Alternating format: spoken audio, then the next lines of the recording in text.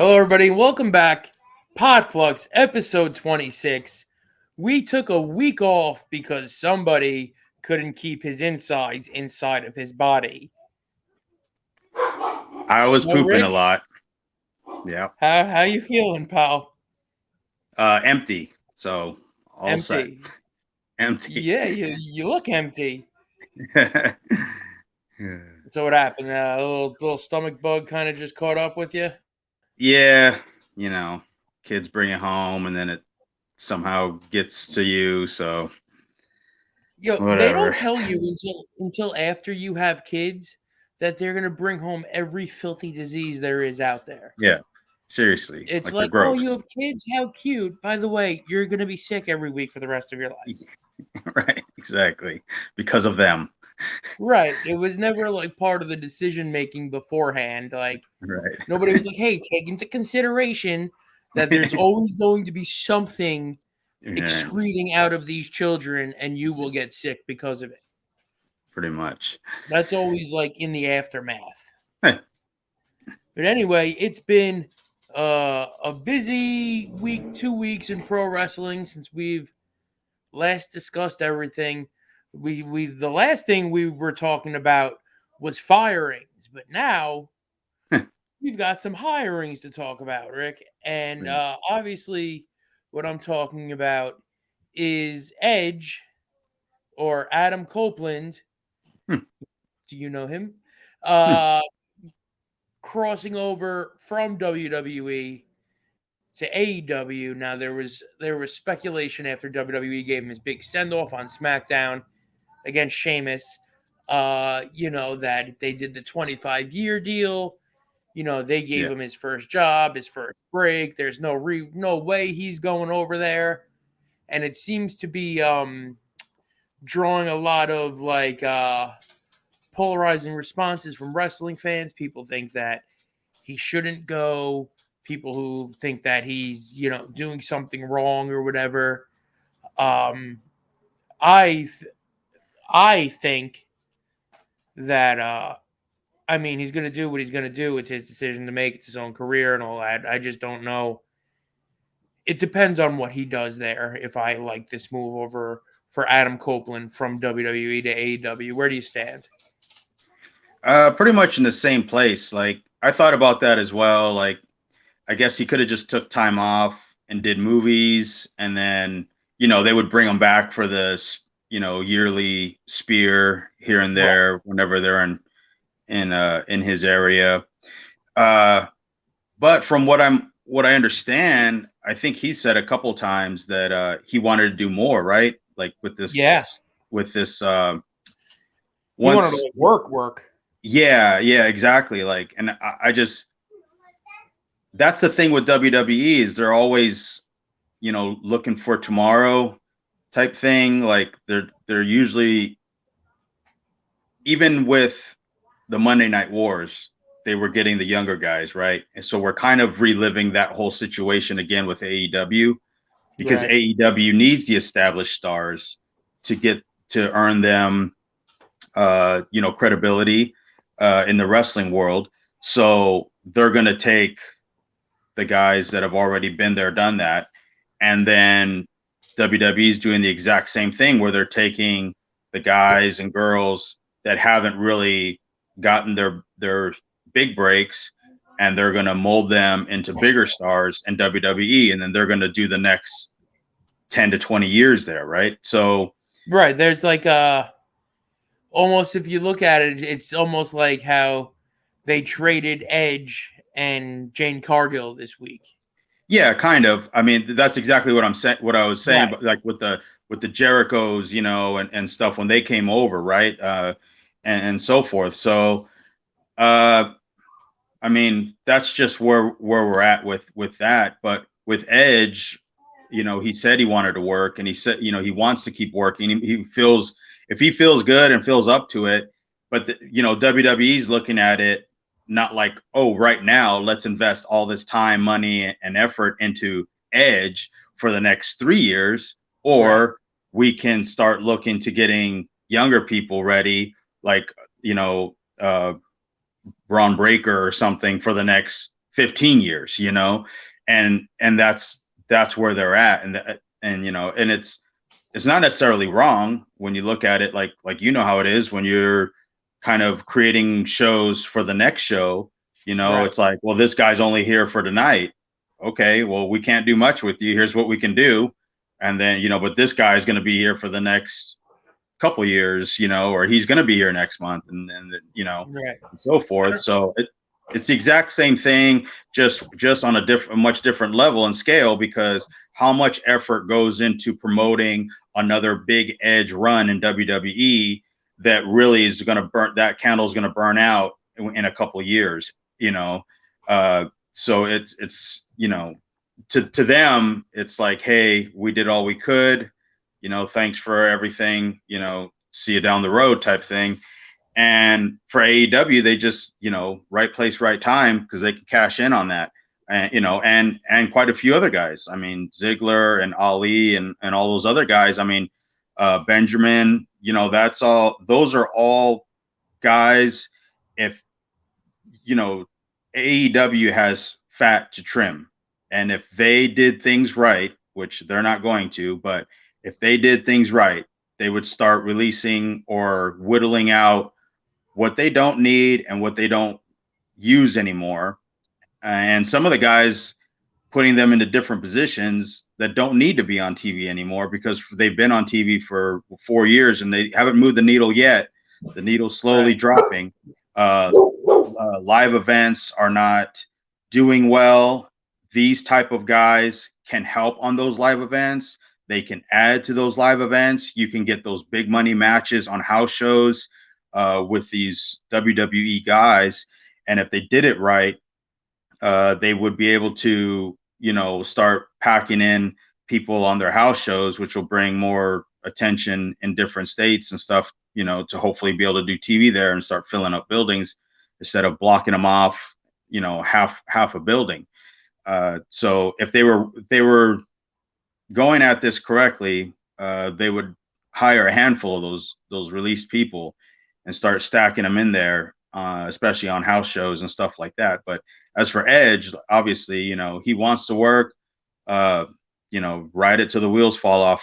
If I was AEW, I would say, look, you know, you want in full time, you're in full time. Like, simple as that, you know. How long though until those wheels do fall off? Because let's be real about something. People aren't lasting very long. The AEW talent roster doesn't seem to be this. I don't want to call them dangerous because listen, nobody really gets. But I mean, this is a guy with neck issues, you know, and then you just look. Not 3 weeks ago, Phoenix picking up John Moxley and dumping him on his head twice. You know, I think that is something I would legitimately be concerned about. Also, like kind of though what you were saying, it was interesting. I don't know if you heard Triple H's remarks during the press conference after Fastlane last night. One of the reporters had asked him about Edge going to AEW, and he commented on it, and he said, you know, good for him or whatever. You know, he said all the, you know, the blowing smoke stuff, but then he basically also finished up by saying, though, that there's 20 kids sitting in my locker room that see a guy like that walk out the door, and you know they're not going to mourn for long because they know that there's a spot opening up, and they're all going to want to jump on it. Right. Which you know, which makes total sense. What did you think about? Did you see? I'm sure you saw online. It's got like 5 million views or whatever. Just so everybody knows, we're not really going to talk about Dreamwave because just like I told you the week before, I didn't watch it. But did you see the actual video of the way he debuted and what they did going into it? Yeah. See Darby. Well, first of all, did you see Christian try to kill Darby Allin? Yeah. I watched it. I've Christian's the man and has been for years. Christian was the man to me. His first run in TNA. Yes. There's two promos that he did One was against Rhino. It was a 8-mile street fight, and he did this promo where he says you know, he's like, well, we put up the promo. He goes, we put up the video where the locals are putting you over, and you know, and he goes, they talk about me going over your house to have dinner with your aunt and you when we were kids, and he turns heel immediately and says, well, your aunt's cooking sucked, and he just rips into Rhino, right? That was the first one that I remember. And the second one was when he was defending the NWA title against Joe, and he starts putting Joe over, and then he says in the middle of putting him over, he's like, besides, he goes, the first time I ever met you, I walked in a locker room and you're peeling a banana with your feet. And he just slid that in so smooth. And I thought, this is so good because, you know, the old saying, like, funny doesn't draw money type thing. And he does funny, but he does it seriously. Yes. You know, so it fits so good because he's giving you that quote unquote entertainment value, but he's still being a prick about it. Right. Like he's funny and he knows it. He's not being funny, wink and a nod. Hey, does everyone cheer me? You know, funny. So I mean, Christian, I watch pretty much. I look for clips at least of anything Christian related because just his smirk and him when he was watching Mr. Inoki's grandsons. Yeah. that clip alone I could have saved and just kept watching because it was so good. But the thing with Christian is, yeah, like that dude's money has been money to me, at least. Even when he came back to WWE, I thought, they pushed him a little, as they would, and then they kind of, died out and he was just there. But I remember one time being in the locker room with Christian when he was NWA World Champion. We did a show for Liberty States in New Jersey somewhere, and he wrestled Jay Lethal when Jay had just started with TNA, and this was like kind of like a TNA house show type thing, like a big independent show. But I remember Christian telling Lethal, just listen to me on the comeback. And then, of course, I went out and I watched the match, and then I came back to listen to what Christian was going to tell him. And I remember Jay did his comeback where Christian shot him off and said, clothesline. And I remember Jay telling him, I've never done a clothesline running off the ropes, like giving a running clothesline. And I remember Christian telling him, that's how you do a good comeback. It's a surprise. You're running. The fans think I'm loading something up, but you come off big, boom. And that's where you're going to get your initial, like, oh, wow, like here it comes, and then build up your momentum from there. That just always stuck in my head on how to do a good comeback. But just listening to Christian, break down the most basic and easiest stuff. But that was one of those moments where I'm like absorbing everything that he's saying. I'm like just kind of like an asshole, just standing off to the side, with my mouth open, like, just absorbing everything that he's saying, because why wouldn't you, right? So you think they got to the ring and he was like, hey, why is that Mexican guy just staring at us? Yeah, right. Yeah. Does he want my wallet? Yeah. So like I just took in everything that he was explaining to Jay about the match, and the match was, pro wrestling 101, right? But it was so much better, right? Because he made everything so exciting, and then he's just explaining why everything was so exciting. But to me, Edge being there, he can give those guys a good 3 years, I think, like, in all honesty, like, yeah, you know what I mean? Because he's in good shape. They have to, and I'm sure Edge has, he's got that, superstar card. So he's going to go ahead and say, hey, I want to work this guy. Like, we all know that's how it's going to go down. Right. He's going to call his own shots. Right. So he's going to work the safe guys. He's going to work the good guys. He could do something with just about anybody and make it amazing. Now, will that locker room do what I did? and absorb everything that he would say every second he's there and then make themselves better. I don't know. I'm sorry to cut you off, but I was thinking about that. And I was thinking about when we were talking about when I said, Shelton Benjamin would be really like a great player coach to have in the locker room there. And then we mentioned, are these guys going to listen to him? Yeah. But then I realized, though, a guy like Edge, a guy like Shelton Benjamin are guys of the generation right before them, right? Yeah.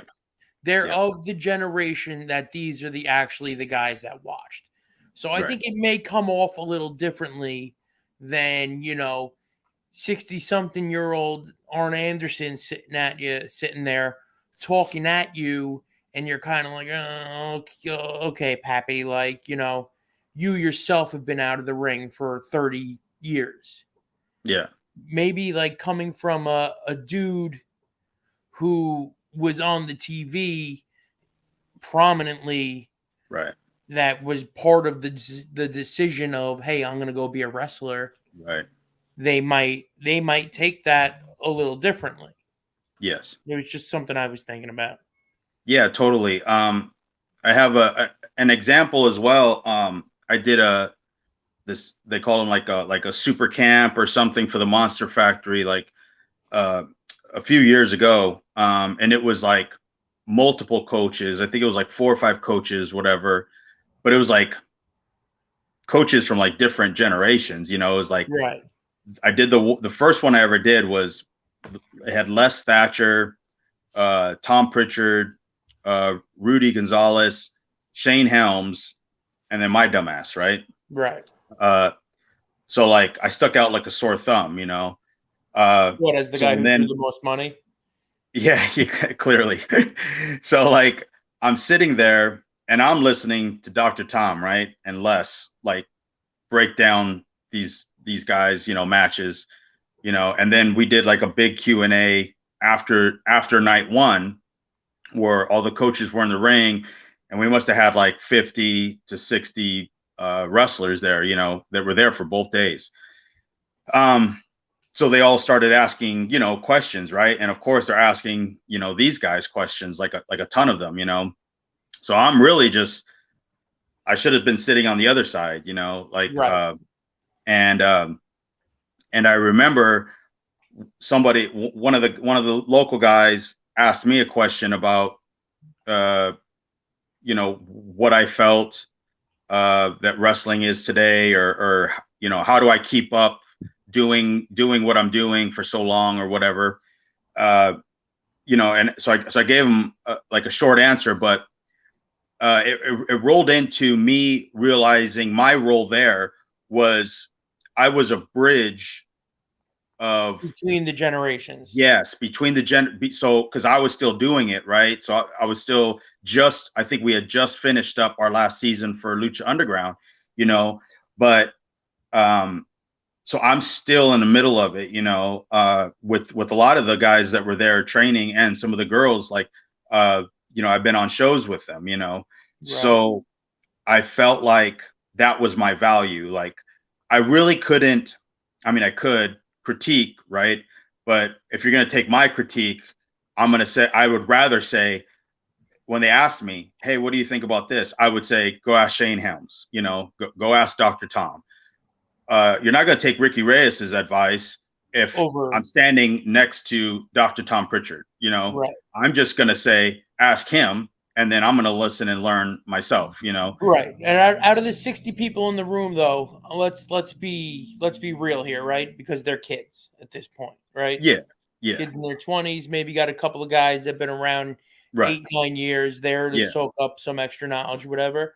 Yeah. Of the 60 people in that room, realistically, how many of them didn't have to look up Les Thatcher, Rip Rogers, or Yeah. Dr. Tom Pritchard Right. before they walked through the door? Right.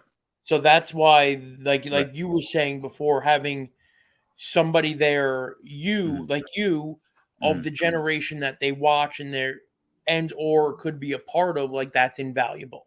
Right. because Yeah, and you're going to be a conduit right. from them to the old timers, quote unquote. Right. And that's what I was getting at was like when they started, so on that night, that's kind of where it dawned on me, like where my value really was, where I was going to be most beneficial for everybody was going to be, you're going to get yelled at by Dr. Tom and embarrassed. The 3 or 4 old guys are going to chuckle because these kids don't know shit, right? Right.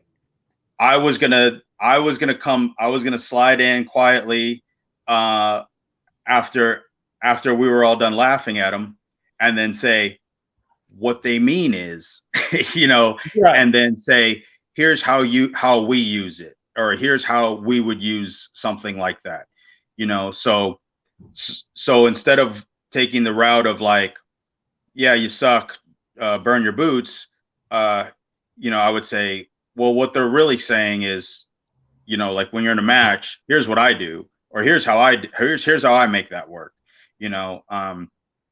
so that's the whole thing with like you're saying about Arn and Edge, right? Is like Edge is still doing it, and then yes, Arn is going to give you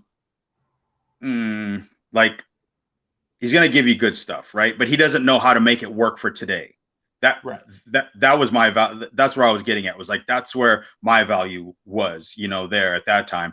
And then that's where Edge is going to be. So yes, what you're saying is true, because he's still doing it. So a lot of them will be willing to take more of that. It's kind of like Bryan Danielson being kind of a player coach as well. And then, somewhat of, the rest of the guys, it's hard because, like, you look at like Pentagon, he can only do his match good and his things good. He can't tell you how to be better, Same thing with like a FTR. They can tell you how to be good for their match, and they're going to tell you how to work as a team to wrestle against them as a team. We're going to circle back to FTR in a minute. Okay. Yeah, but I'm just using them as an example of like, right. But they are also guys that are good at what they do. Right. And they're good at having their match. Right. That doesn't necessarily make you the best at everything, because I can step into a lucha match and not skip a beat and not look at a place. And, and they're going to make the lucha guys try to work their style match. See the difference? Even with the American style guys, we've talked about how they've lost their opponents in the finish. Yes. Trying to be a little, instead of wrestling to their opponent's levels. Yeah. Right.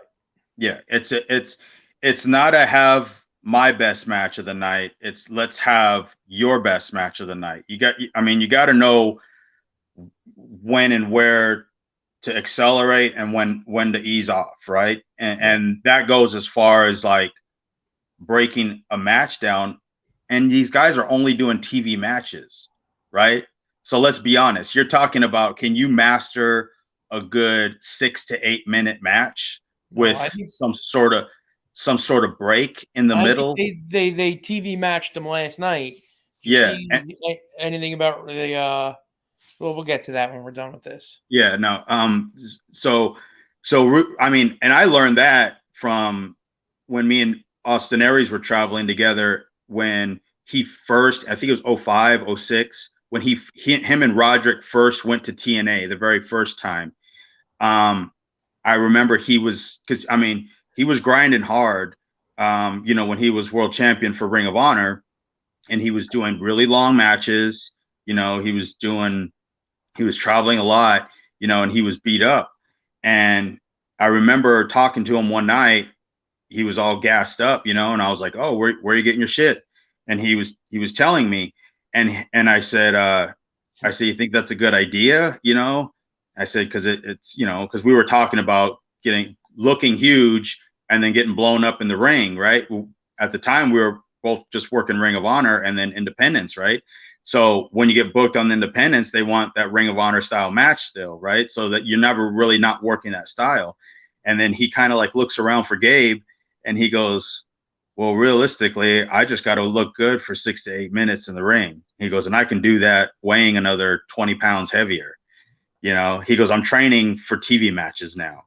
And that was, his mindset, and rightfully so, because he was, looking to get a deal with TNA.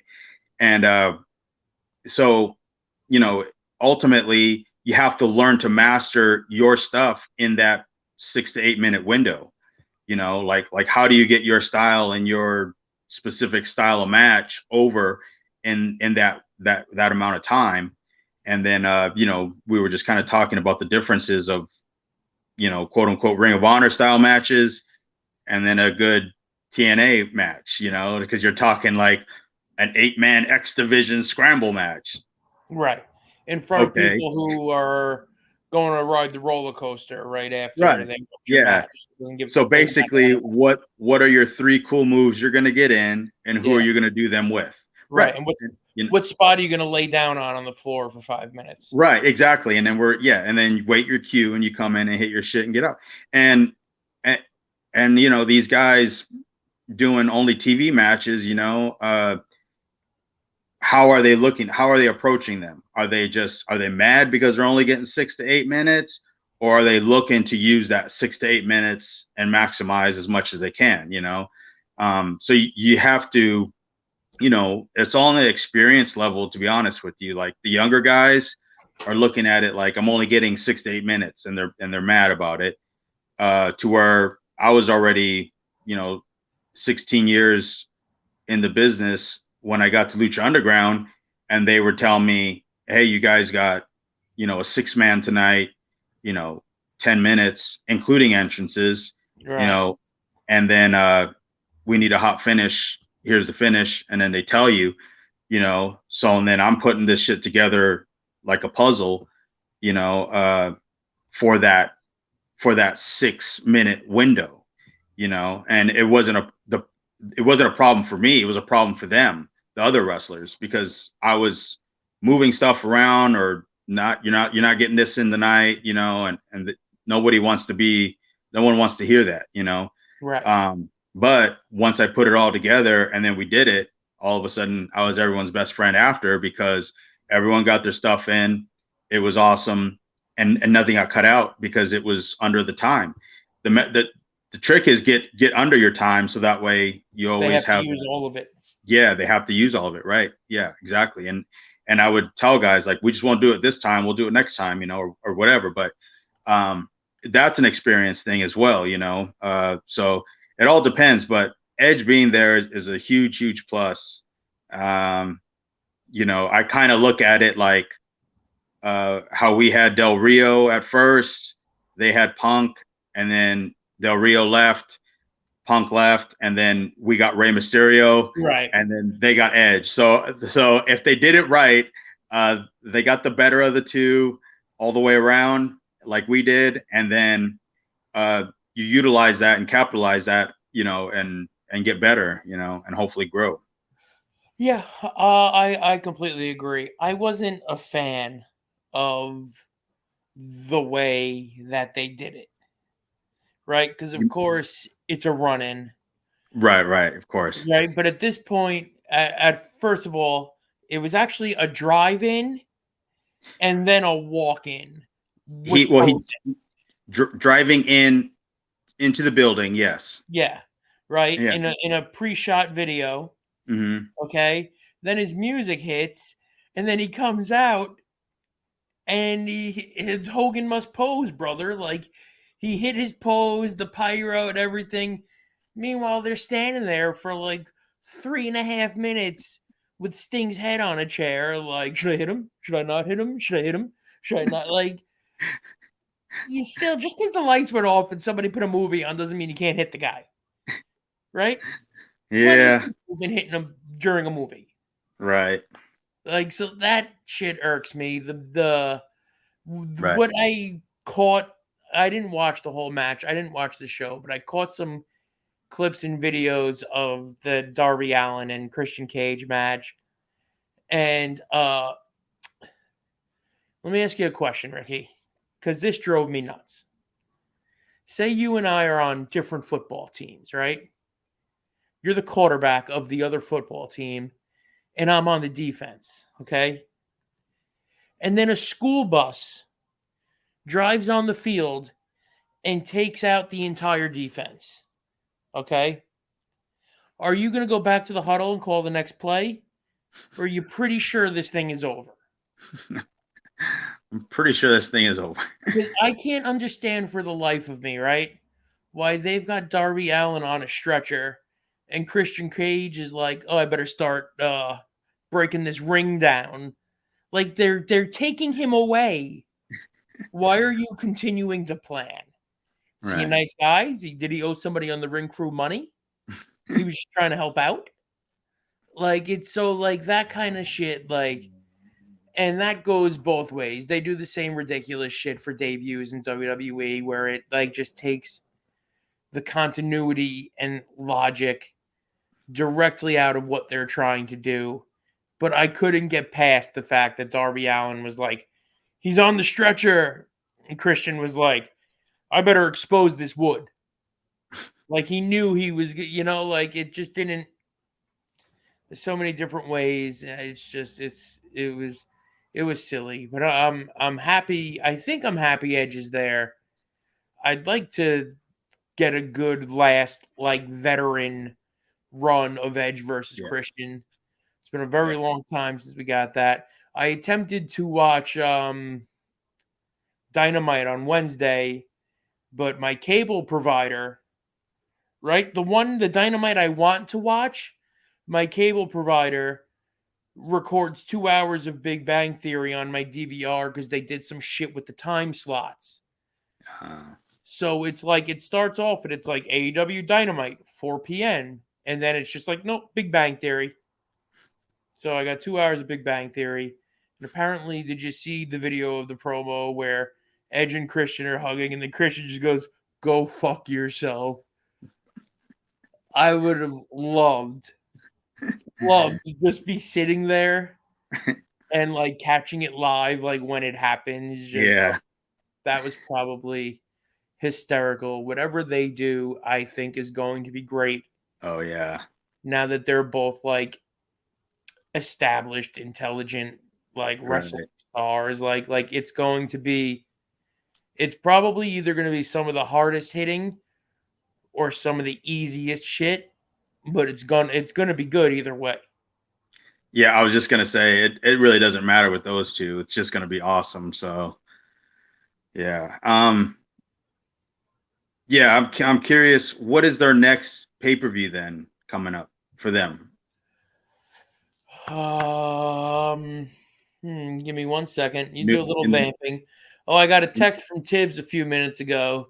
He told me to tell that offensive word. I said, "What's up?" Don't worry, it wasn't a racial offensive word. It's just something that people. Oh, is everything okay? Is he all right? Yeah. Oh, yeah. Oh God, that's it. We just got Tibbs labeled a racist for no good reason. It wasn't a racist. Is he okay? Is he okay? Is everything all right? Oh Christ! Oh man, that's really really funny. What was I supposed to be doing? AEW's next pay-per-view. Oh, next pay-per-view. Is it January or something? Their next pay-per-view date is that was the one that just happened. So he did October, so January, February. I guess. Jesus. God, this. Like you can't go on a company's website anymore and just be like, "When's your next shit?" Like, you got to find it elsewhere. I feel like it would have to be January. Is it going to be Double or Nothing? I don't know. Memorial Day, no. Double or Nothing happened already. Is it gonna be Revolution? Oh, okay. I think I was gonna say I thought it was like a name like that. Okay. Right? It's not gonna be Full Gear. I guess it's gonna be Revolution. Full Gear is oh wait, when is Full Gear is in that's Jay White and MJF. Dude, yeah, and I wanted to talk about that. Good thing you brought it up. Yeah. I was pretty happy that they did something with Jay White there, Yeah. but I feel like when did you see when they promote each other? No, I didn't see that. They promote each other not this past Wednesday, the Wednesday before it, and Jay White did his best, but he got MJF'd, Mm-hmm. and then like he tried to retort, and he kind of just rambled Mm-hmm. on, and it didn't really. I don't think it really hit the spot. It was the same night that Adam Cole came out and said that he destroyed his ankle and needs to get surgery. But I guess they ran this gimmick later on in the night where Jay White got jumped by a bunch of dudes in devil masks. Yeah, I saw that. I saw And the they clip. would have you believe that it was MJF, Right. right? Except for the main person in the MJF mask looked like he was 111 pounds soaking wet with bricks in his shoes. Yeah, I saw that. And so the internet rumor here, or I at least I think the what I saw one or two places that wrote this, they think that the Adam Cole injury is a work, Oh, okay. and that it's Adam Cole under the mask trying to like get MJF in a situation with Bullet Club. Right. Right. So then he can eventually come out and best MJF. They think it's MJF and Roddy and Mm. Taven and Bennett. And Mm. it's just a whole, which would be cool because then it's like, look, we took something, Yeah. we thought about it, we made it a thing, we dragged it out really long, and now it's going to draw money. If you do something where now you have Adam Cole as the actual bad guy, Yeah. MJF as the sympathetic, you've made a story now that people Right. have connected to emotionally Right. and invested in. Like now you're going to draw money. So I hope Now, that's what it is because then yeah. that's good booking. Now, yeah, because then now you hate Adam Cole Right. for doing that, and you hope MJF beats him. And if Adam Cole does win, boom, the heel has the belt and he's off to the races. So yeah, let's Uh, hope. did you see that they beat FTR last night in 4 minutes I, and 30 I seconds did. I did not see it. No. with Ricky Starks and Big Bill? Oh, for the belts, I did see. Okay, I didn't know it was that quick though. Yeah. Uh-oh. Yeah. And then CMFTR is not doing too good. yeah, well he literally trademarked CMFTR like last week. And then Dax Harwood did, and then his Twitter after the match was like, "It's been really great, thanks. Top guys out." So I don't know if they're trying to do something, or if their contract extension from last year was just through the end of this year, or if Cash Wheeler's going to jail. There's many possibilities here. I just don't understand. Uh, I mean, I know there was really nobody's going, "Oh my god, I need to see FTR Young Bucks 4." Yeah. And they just beat not didn't beat the Young Bucks just won, the number 1 contendership again. Did So they? yeah, at the Dreamscape Wave Wrestle Dream. Okay. Wrestle Dream was the name of that program. Yeah. Uh so you want to talk at all about Fastlane last night? You watch, hear, read, see, do I anything? did. I did not realize it was on until last night when it was trending. Um, I didn't read anything on it, to be honest with you. All right. I watched a fair amount of it, but I couldn't be bothered to pay attention. You know what I mean by that? Yep. Yes. I liked Cody and Jey Uso versus the Judgment Day. They beat Judgment Day for the undisputed tag titles. Yeah, I did see something. Well, I saw where they were sitting at the scrum. Oh yeah, Well, I saw them just sitting there. Like I saw a picture, so I realized like, hey, why do they have belts? And then I yeah, had to think, who were the champions? And then I right. realized, oh, Judgment Day already lost the belts. Like, They had a good match. yeah, I liked the finish. Like they were outnumbered 5-2, oh yeah, right? It was Rhea, right, Dominic, and JD McDonough. And then it was just like an unfortunate series of miscues for the Judgment Day led to Jey Uso and Cody capitalizing. So it was like it was done well. I don't know if it necessarily needed to be done, but it was done well. okay, Um, and then Charlotte, Asuka, and Io had a match. Io really, won, yeah, yeah. Io won.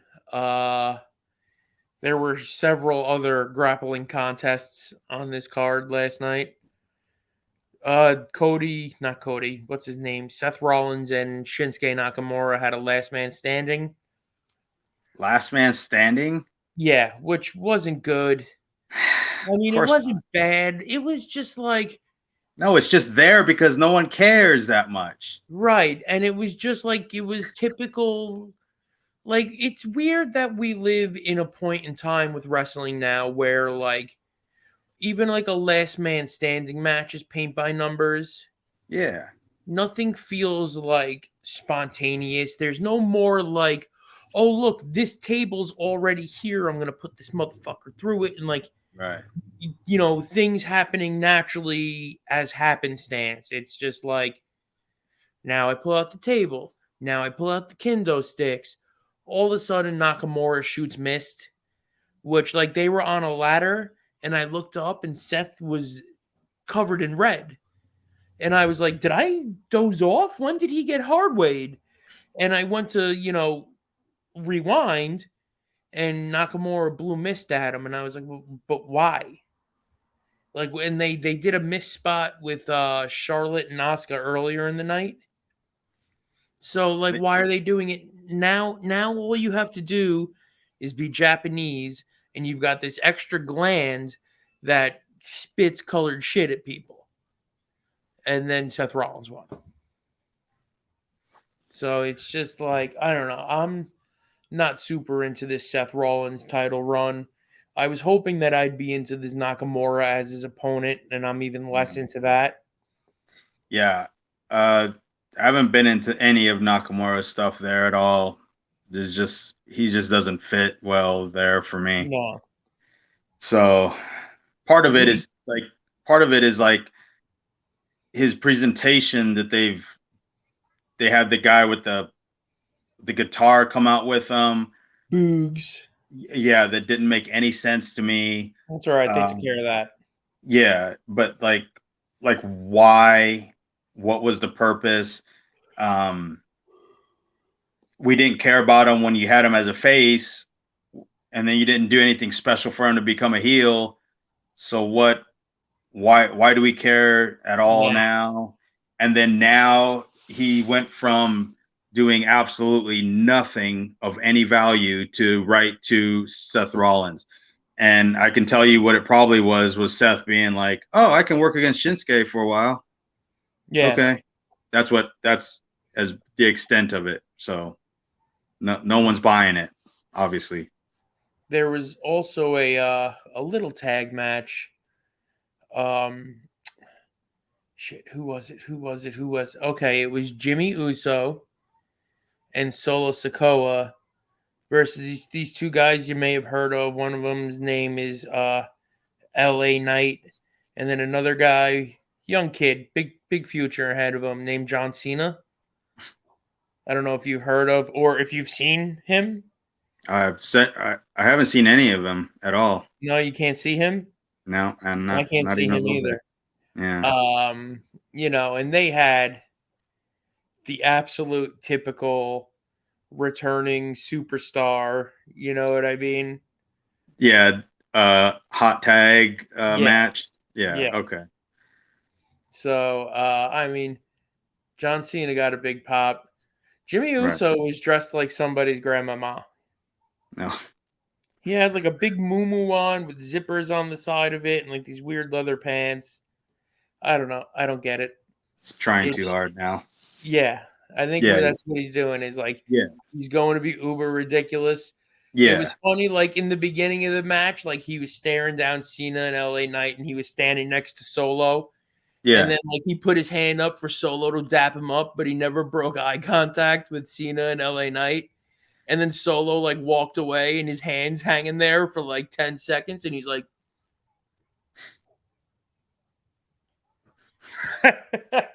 that was pretty comical. I mean, they've got some small nuances in there with their character work that is really, really enjoyable, but they are slowly running out of shit to do without Roman Reigns around. Yeah. I didn't realize it was on until last night and actually forgot all about it.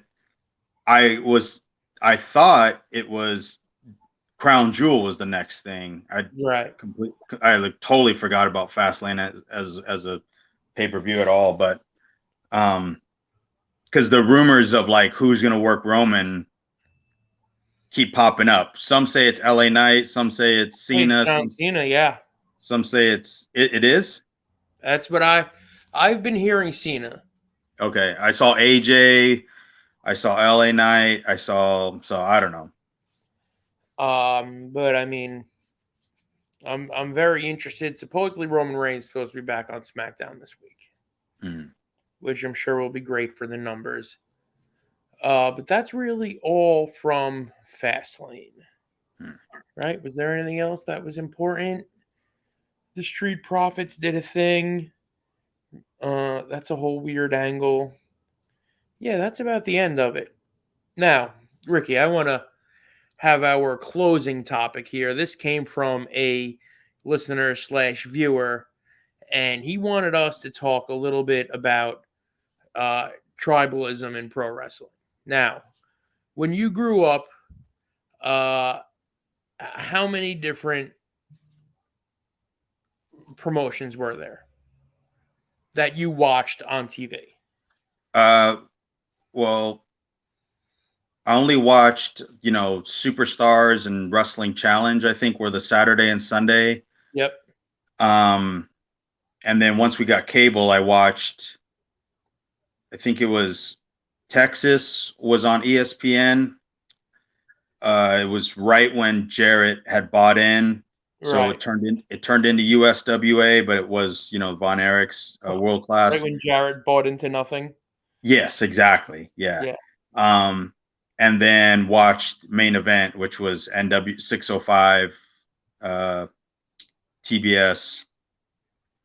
So those were the ones that I watched as a kid, like that really got me into wrestling. So that was, like the end of the territory time, like Yeah. like I would see once in a while bad AWA, I think popped up on ESPN for a From the short time as showboat. well. Yeah. Yes. Yeah. Because the guy that trained me would rent his ring for those shows. So when I first started, they had all the posters at the school of the showboat events and stuff, and UWF and all that. So Now, when did you get smart? huh. I always When had did you smartened you up? my dad would tell me it was fake all the time just to make me angry. I don't know. I feel like I kind of always knew, but I would never let those dirty words come out of my mouth, Yeah. As WCW tried to be more like WWE, that's when I started to feel like they're just copying WWE, like, or WWF. Right. That's when it got a little too show business to me. I could see the show business coming out because when we first got cable, I stopped watching Challenge and WWF stuff because because wrestling was better. I liked the NWA, and I liked the Dallas territory stuff. Like I just liked, and I didn't really watch as much as I read in all the magazines, you know. Okay. So the magazines never exposed the work, right? But when you'd watch it, you'd be like, these guys are really bad, you know, and you can kind of tell. But so I couldn't honestly, I don't remember honestly knowing when it happened, but I remember the exact moment I got Mhm. smartened up. And it was my father. He used to come pick us up on Sundays, right? Mhm. And we would spend the day with dad. And one day he was like, "All right, come on, let's go." And I was like, "I can't leave yet. They're doing this. They did like a Hulk Hogan spotlight interview. So this had to be, and it was his last run. So maybe it was 93. I was 8, maybe 9 years old. Okay. And he was like, "Well, what are you waiting for? This shit's all fake anyway." And I went, "Oh my God," it completely, like, in my mind. Right.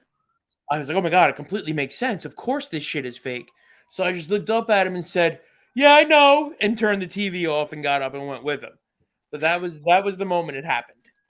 But I can't remember, like, all through the Monday Night Wars and when ECW was around, people being so quick to pick one over the other, or you can't, in this climate, you can't say something positive about one without something about the other coming up.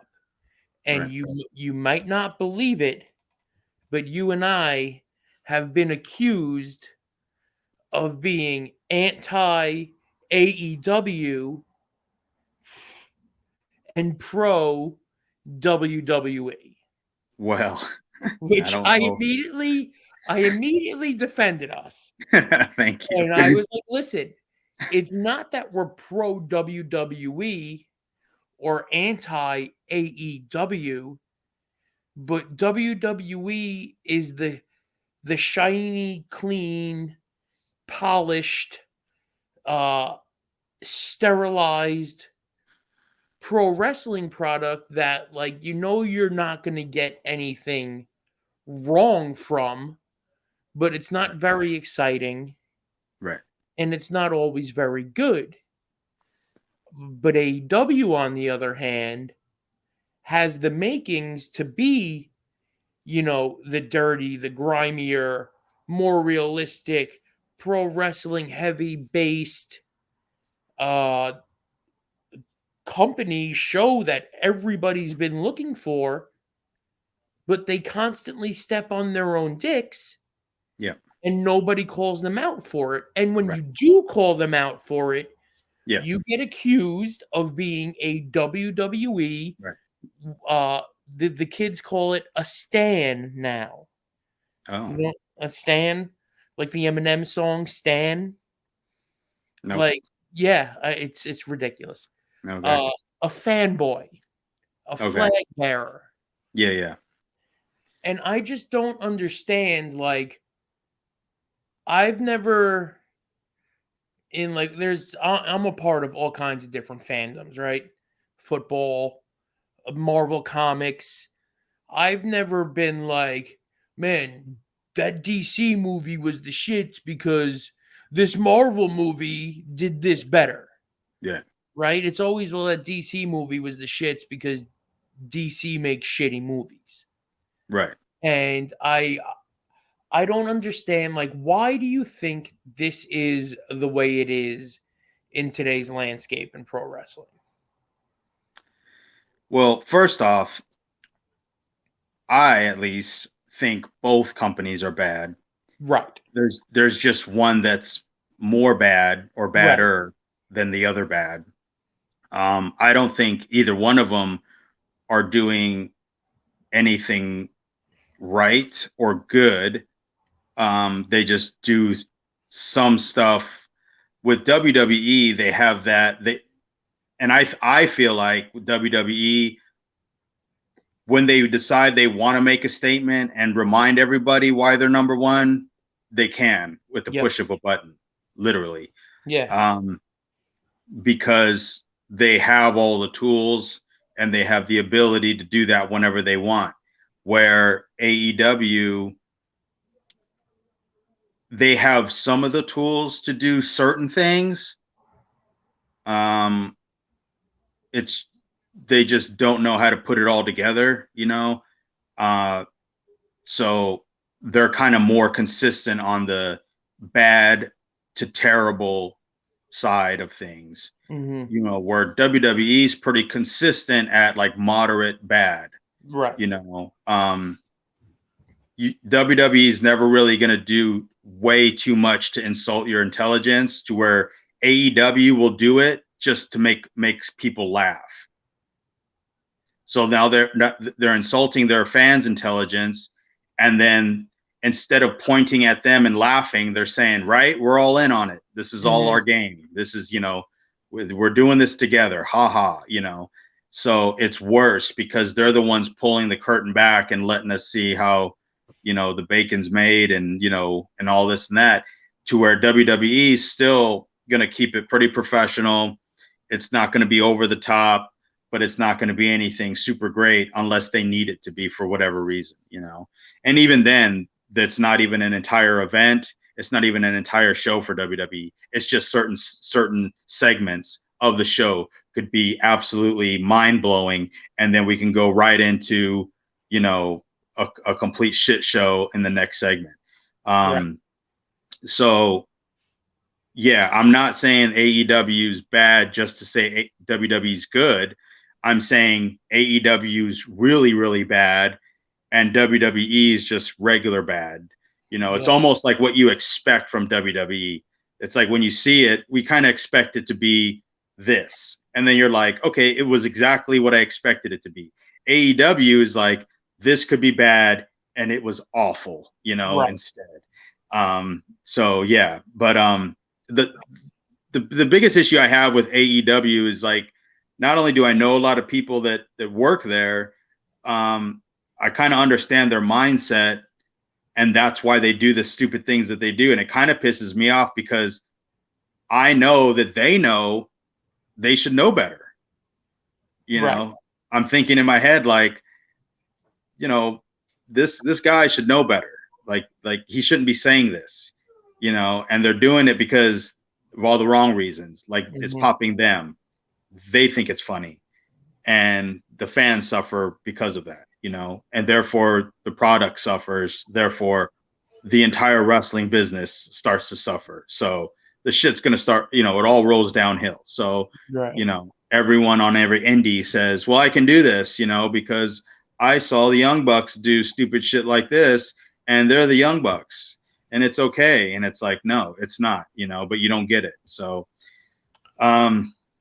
I so knew yeah, but I what? knew like the first time I saw the Young Bucks Generation Me on Yeah, TNA, yeah, I was like them, and I also thought it about the Machine Guns, but I ended up liking the Machine Guns. I was like, these two teams are going to be single-handedly responsible yes, for the death of tag team wrestling. right, yeah, yeah, And that was over 10 years ago, hmm. well over 10 years ago. Yeah, And I don't think I could have been more right. yeah, absolutely. And it just, It, yeah, I'm not saying one is bad and I like the other. I'm saying they're both bad. I'm saying one just has more terrible than the other. Um, and as far as like why it is that way now, I feel like the fans today, they still want to try to relive those Monday Night Wars years, or, you know, moments of like whose is better, you know. But I back then, you know, you could argue which one was better right. because they were both good. I also For the don't most, think that they realize that it was the same people watching both shows. yeah, right. But that's what I'm saying. Like, that they want to say that this one's better, but there's no real. None of them are better. Again, it's more of a measure of who's going to be worse this week. Mhm. That's how low the levels have dropped. It's just a different world now, though, is what it is. So I get more annoyed with AEW only because it had the resources and the ability to be something like old but new. Like it could yeah, have been a great wrestling show, a great wrestling promotion program, and it is what it is. Like with WWE, like I can tell you what you're gonna get on Raw in 6 weeks. yeah, You know what you're getting. You know what you're getting from yeah, WWE. right, And AEW had the opportunity to really be something different and a breath of fresh air, hmm and they chose to be a shindy with a yeah, budget. yeah. And I think that's where guys like us uh, are falling in it's not so much, well, I mean, hatred or whatever you want to call it of AEW is because, Disappointment. It's disappointment. yeah, it's because of what it should have become or what it could have become or what it still can, but won't because of the people in charge. Like we all know what's going on. But Yeah. I mean, this, this is for me, it's so disappointing because yeah, it had all the ability to really become the wrestling company of pro wrestling, Mm-hmm. and it should have been, but it's not. And look, this is what we're stuck with, It should have So been what Ring of Honor was trying to be 10 years what ago. what it was, correct? Yeah, what it was looking to become. That's what made Ring of Honor so special. I mean, I was there when all that stuff was happening. It was the wrestling show of the wrestling shows, and although it was a small audience, it was a passionate audience, and They the showed thing up that building. the thing that we did was we gave them what they wanted, and and then we pushed that, we didn't change it. Like we're AEW's fans, they wanted the wrestling matches, and then they're changing it to WWE light, and it's just not working, inside jokes, little jabs at WWE, all that stuff is stupid. Yeah, you don't do that stuff, Like with Ring of Honor, we never worried about what WWE was doing. Obviously, we were nowhere near their level, so we didn't need to. We were worried about what we were doing. It's the same thing with New Japan. Now that they're in the United States and doing stuff, they're not taking little jabs at AEW or WWE. They're just doing what they're doing. And then when those guys come over and they do New Japan shows, they do what New Japan wants them to do. Even New Japan knows, this none of our business. We're doing this, and that's where they're successful. As successful as they want to be. They're not making a huge play in the U.S., but when they do well. Because they're just doing what they're doing.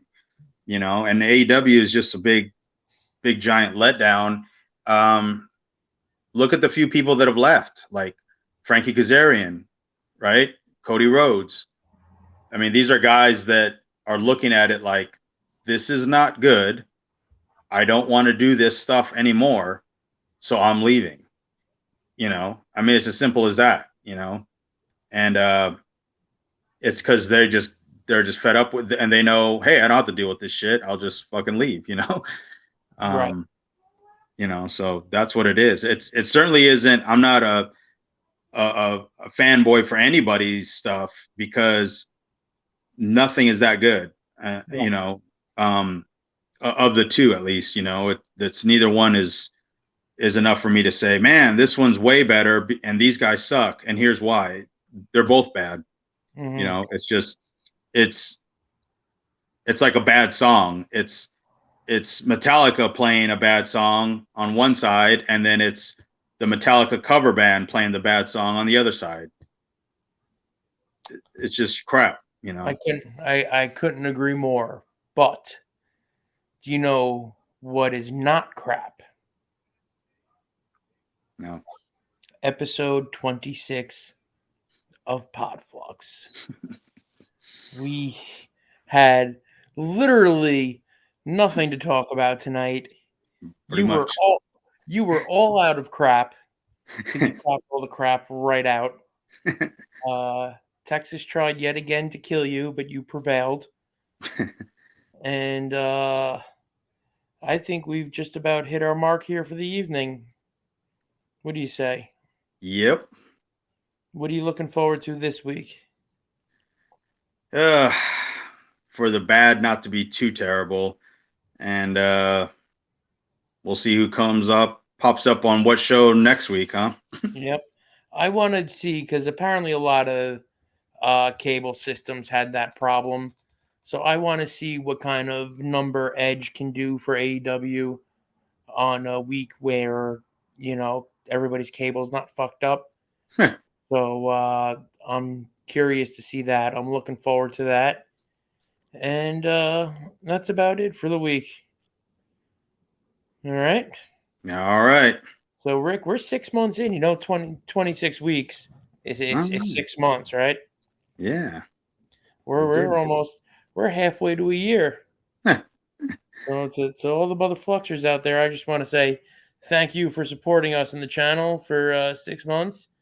We will see you next week. Ricky, I'm going to run the gimmick. And JETS, good win today. Let's go Jets. Later, bud. Later.